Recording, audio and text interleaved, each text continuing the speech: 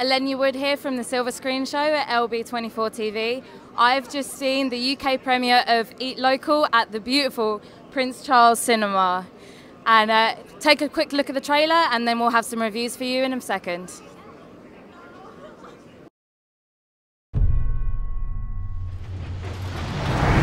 Come in, 18. You have a visual on our target. We have a positive sighting. Hi, everyone. This is Sebastian. Second squad, hold your position. Sebastian, close your eyes. Go, take him down. Do it now. Colonel, we have a problem. You have no idea.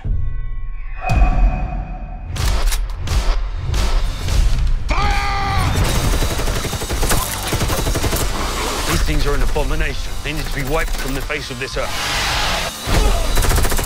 Vampires with machine guns. It's not allowed. The night is ours. That was here when we moved in.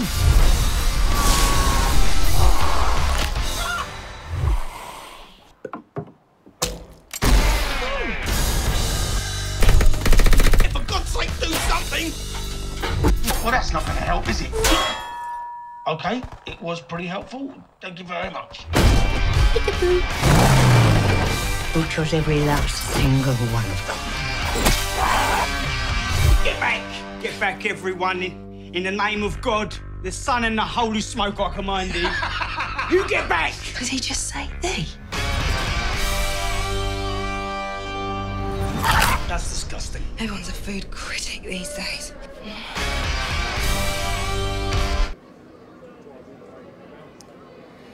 Right, so I'm going to give you a quick overview now you've seen the trailer. We've got 8 British vampire overlords. They've been having a bit of a rough time. They've lost one of their guys, so they want a new recruit. So we've got sexy cougar Vanessa, played by Eve Miles. She's brought in a little bit of a unwitting, unwilling guy, Sebastian, played by Billy Cook.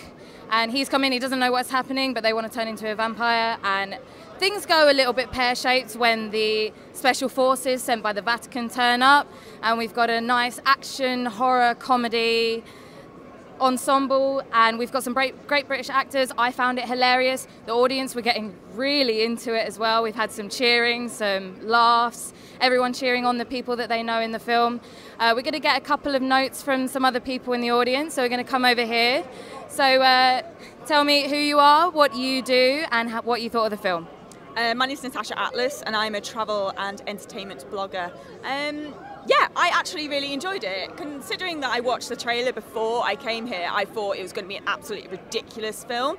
But no, I actually found it really entertaining, and in that sort of environment with this sort of theatre, everyone really gets involved and it's really actually absolutely hilarious to watch. There was a lot of great British actors in there, like you just said, but honestly, they absolutely made it for me. I thought it was absolutely hilarious. It was a lot funnier than I thought it was going to be. Quite a surprise for such a low-budget movie. Massively, yes. Yeah. But Jason Fleming, like, we met him earlier, and he honestly just brought that sort of comic element to the movie. Yeah. And considering it's his first film directing, it was brilliant. I thought it was really good, and one of the action scenes in it was a bit of hit and miss, but I thought it was great. I thought it was really well done. Yeah, and such a nice guy too. Oh my God, he's so nice. He's just such a lovely guy, and yeah, and we met some of the other, like we met Annette today as well, and she's just so adorable. She's so adorable. This is Mildred from the grave. And moving on, I'll just switch with you here. Tell me about yourself, what you thought. Guy from Spoiler Alert Reviews, and yeah, unexpected. I was overwhelmingly surprised, actually. It's very funny. I mean, it's definitely more comedy than it is anything else, but I think that's a good thing. If you walk into it looking at it like that, you're gonna enjoy it. It's well scripted. There's some good action in it. Yeah, I was quite surprised. Any standout performances?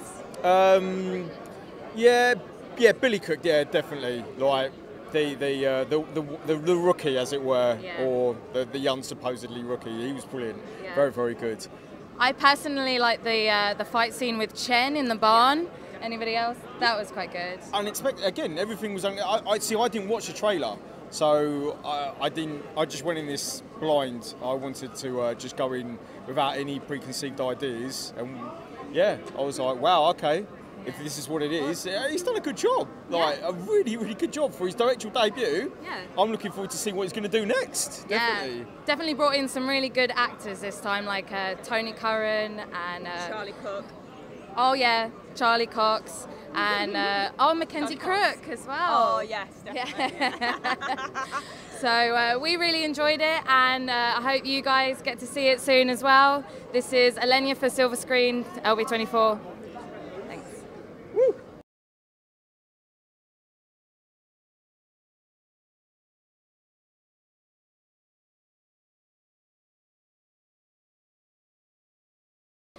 So earlier I had a bit of an interview with Jason Fleming about the film. It's his directorial debut. So here's a quick look at it for you as well. Right, I am here with the director of the new UK film Eat Locals, Jason Fleming. How are you feeling right now? I'm feeling good. I just found out you're going to review the film live tonight, so I'm a little bit more nervous than I was when I started this conversation. I'll be nice, I swear. Good. So is this your first directing role? Yeah, first thing I've ever directed. You know, I've done 130 movies and countless TV shows, and eventually you just get to a point where you're like, I think I could do this. I think I could do this. Since then, I earn my bread and butter money acting, and since then I've been more generous with directors. I'm on Jamestown for Sky at the moment. And after I did this, I went back to Jamestown and was very much more generous with directors, knowing how hard it is, for definite. So how did you come across the story for Eat Locals? Me and Dexter Fletcher have been developing stuff for years, and we found a writer called Danny King, who wrote Wild Bill, and a couple of other scripts that me, Dex and Danny have developed together. And this one, Eat Local, was in fact around before Wild Bill. We developed it together over 10 years ago. So it's taken us that long to find someone trusting and loving enough to give us the money to make it. By that point, Dexter had moved on, you know, and he's gone beyond small genre budget specific movies. He's now doing big Hollywood films, so it was left to me to hold the reins and carry it across the line, which I'm very happy and proud to have done. Fantastic. And you've worked with quite a few of these actors already in things like Lock, Stock, Solomon Kane. I see a lot of the women were in Little Dorrit as well. Yeah. So how was it working as the director instead of actually working among them as an actor? Everyone in it basically is a friend and in my phone, and that was always my value to the producers, that it was, you know, I was going to bring a stellar cast for a cheaper price, and I succeeded in that. But it was great, you know. I mean, we're a very organic group of people. So you know, Dexter, who's in my film, has directed me in films. Nick Moran's directed films. You know, we've all changed. You know, as you get older, your position changes, and you are less content with being a soldier and want to be the general. And so this was my first shot at that. But everyone was really supportive. Like Charlie Cox, you know, he just said, "Mate, I'll jump on a plane from New York. Tell me when and where I've got to be," and that was it. Same with Tony Curran. He did the same. Amazing. Yeah, you've kind of stolen Charlie Cox from Netflix at the moment, haven't you? Yeah, they said to him, "We're not happy with you. We're not necessarily happy with you doing projects away from the Marvel thing," and he was like, "Well, I'm going to do it, so that's the way it's going to be." And they were like, "Right, okay, you're not allowed to run faster than is humanly possible, and you can't fly." And he was like, "Okay, I'll do that. That'll be fine." So Charlie made it happen. He really did. That's really lovely of him. Yeah, it was. It was. And what are you hoping the reception is going to be like for this film? Well, you know, we're at this festival, and it's the perfect place for it. You know, Screamfest and the horror fans are not snobby about what they like and what they don't like. You know, they're not expecting Tarkovsky. They're expecting a British, you know, horror comedy, and that's what they're going to get. And I know that they'll be supportive, because all the magazines and the blogs that specialise in this genre have loved it, and they've been really supportive. And so I'm excited to show it to them. And one last question, I think. If it were possible, would you ever be a vampire? They're kind of sexy, so I quite like that. They live forever, which at the moment with 6-year-old twins, I could probably do with that as well. Yeah. So the eternal stuff I'd love, because I had kids at 50 instead of 20, so I quite like to be there for when they hit 50. I quite like to be around, and that ain't going to happen unless I'm a vampire. That's a really nice sentiment. Thank you so much for chatting with us. Be generous and sweet, my first go. I will, don't worry. I'll chat to you.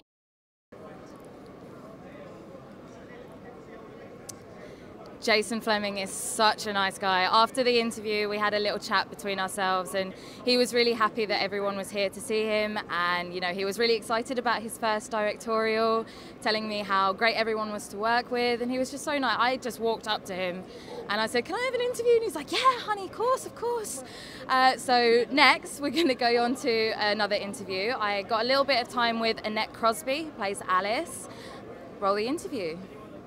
Hey, I am here with Annette Crosbie, who is playing Alice in the new Eat Locals film. How are you feeling about the film? Well, I loved it. I loved doing it. I had a great time. It's the best job I've ever had, really, because these days filming and television is so fast. There's not so much care taken. It's just all about speed, getting it done, and getting the profit. Now this is quite different. This is like the old times, you know, when you had chat and you had took the care, and Jason happened to be a terrific director. I know he's a good actor, but he was a very good director.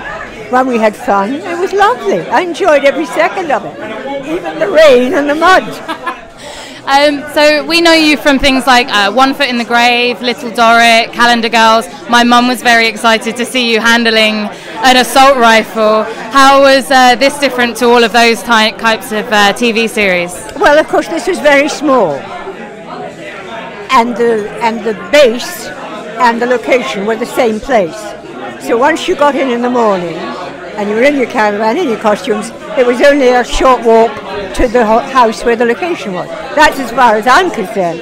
The poor men who had to play the army were out there lying flat on the at night time in the pouring rain and the cold.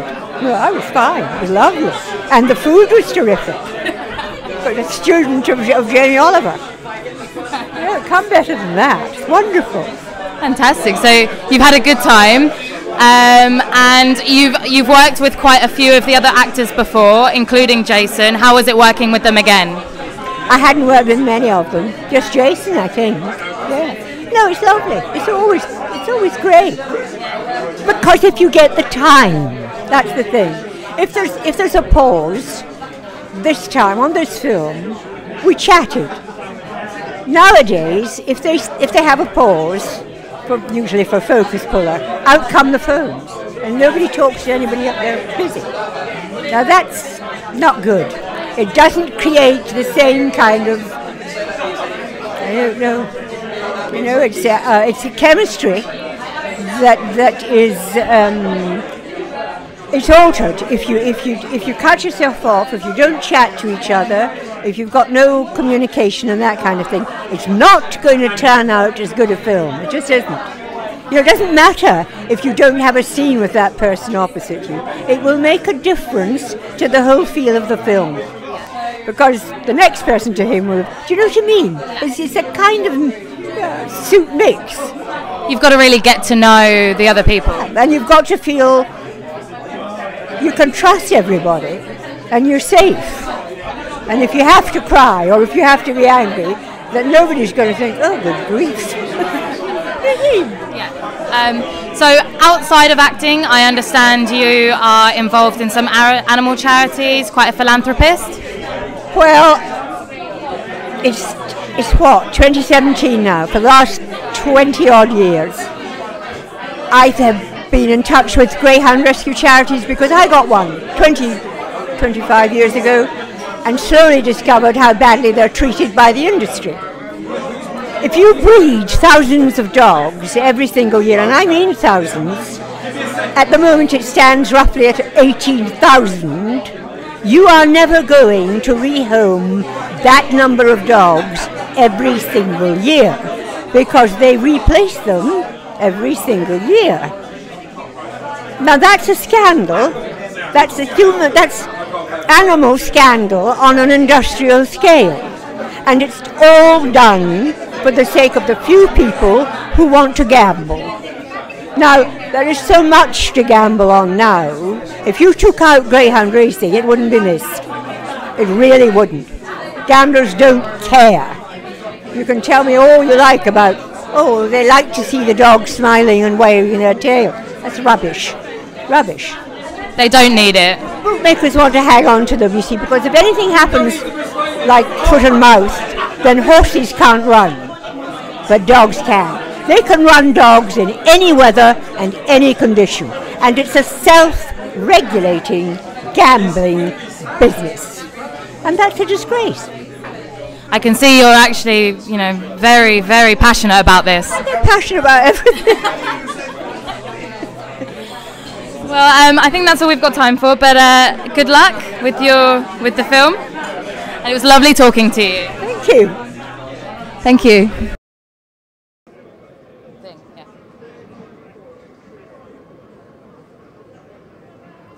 So I hope you enjoyed those interviews as much as I enjoyed taking them.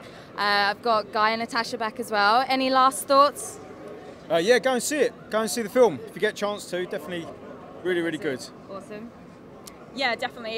It'll take you by surprise, definitely. It's nothing like I've ever seen before. I've never seen a vampire comedy before, and it blew me away, to be honest. So yeah, 100% definitely go see it. So we'll be tagging these two in the video as well, so definitely check their blogs out. And remember to like, subscribe, share, Silver Screen Show, LB24 TV. Thanks for joining.